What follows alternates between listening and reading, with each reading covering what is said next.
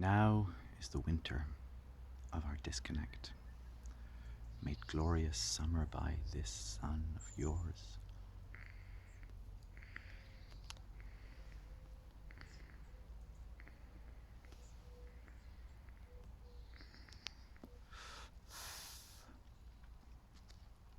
These are the dream pipes of Malachas Ivernus. Their continuing mission to boldly go. That's it. Just boldly go. So, today is the day of Epiphany. Today is the day, trying to check the angles here. Today is the day of the showing forth.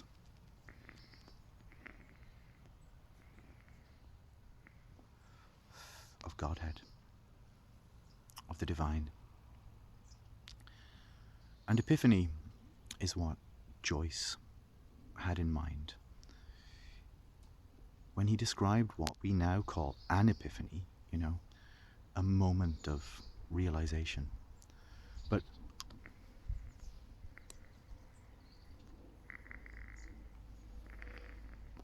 excuse me.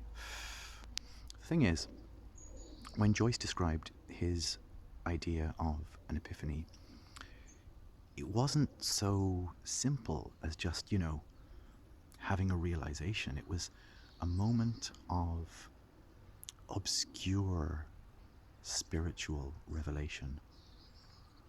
I mean, obscure in the sense that it remains mysterious.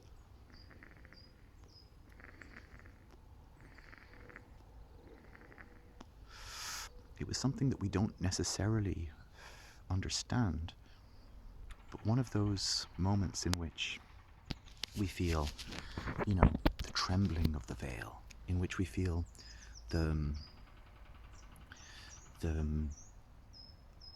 surely some revelation is at hand,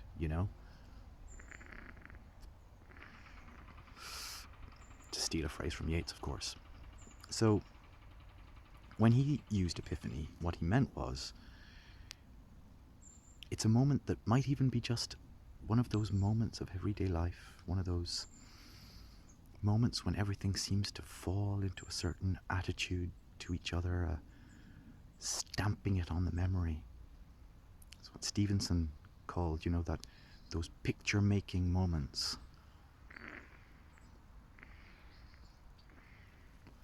I think they had a similar thing in mind. Spots of time, Joyce called them. And it could be just an observation of a street scene, or in that beautiful example he gives of the boy and girl after the party. And the words exchanged are not necessarily meaningful, but the fall of light, or the inflection of a phrase, something little. And this is important. At least, it's important to me. And it's important, I think, or it should be, to all of us. It's the idea that the sublime, or the marvelous, or the mysterious, or the uncanny, it's not that which is out and out strange, or out and out wondrous. It's not a miracle. I mean, if you think of, the Epiphany, the wise men following the star, and they come to this humble place in which a child has been born. But that's all they know. I mean, they think they know that this is the child that was foretold, and this is the miracle. But they don't know it for sure. I mean, the child is not performing miracles.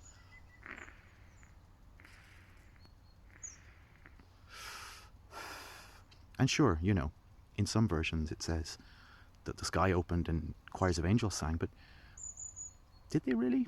I mean, obviously, did any of it really? But maybe not. Maybe they just saw a single child born in lowly circumstances, and they realized that yes, this too is an epiphany, and a showing forth of the divine, as is the birth of any child, as is the birth of any one of us, as is the birth of anything. Something comes into the world. That too is Epiphany. And Joyce thought, this describes that feeling.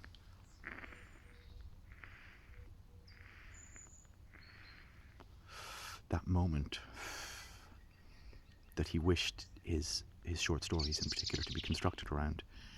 And it wasn't revelation. It wasn't realization. It wasn't anagnorisis, you know? It wasn't when you suddenly see what has been happening and understand, and you a self-realization in which your tragic destiny suddenly becomes clear to you. No, it wasn't that. No, rather, it was the showing forth of the spark of the divine in the everyday. And that doesn't mean you understand it, because the divine by its nature is ineffable. It just cannot be effed. You know, you don't get it. You don't. If you got it, you would disappear, sublimated into a perfect being of light. But who wants that? Who wants to ascend? This world is the place to be, because this is where we live. Ascended beings do not live, they just exist eternally. But that's not a life. A life implies a death. A light implies a shadow. Eternal light from beyond is unending. But a spark, a flame, a fire will one day be extinguished, and that's what we are.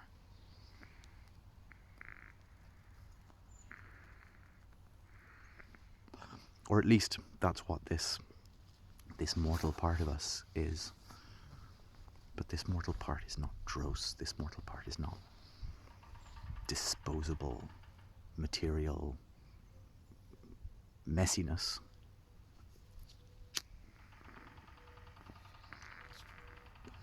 No.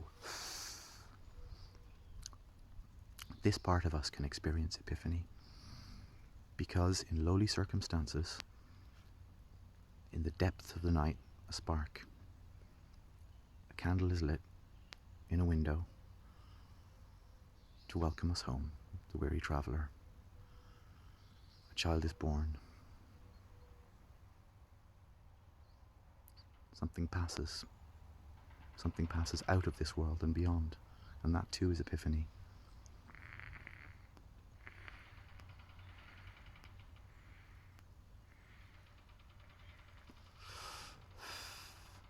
In that sense, I suppose that Epiphany is like the companion to the uncanny. Because if the uncanny is the sudden upsurge of the strange within the familiar, then perhaps Epiphany is when we are confronted with the strange, the weird, the divine, and we suddenly realize that this too is familiar, that this too is us, that this too was ourselves.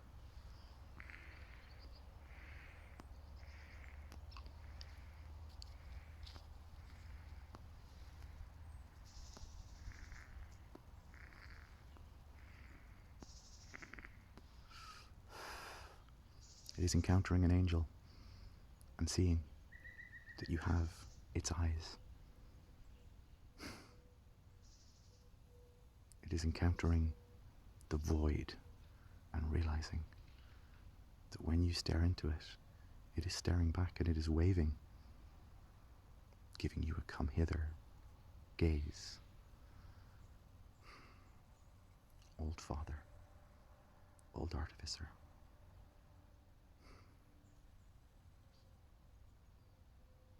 Be my support and guide, now and forever. World without end. So be it.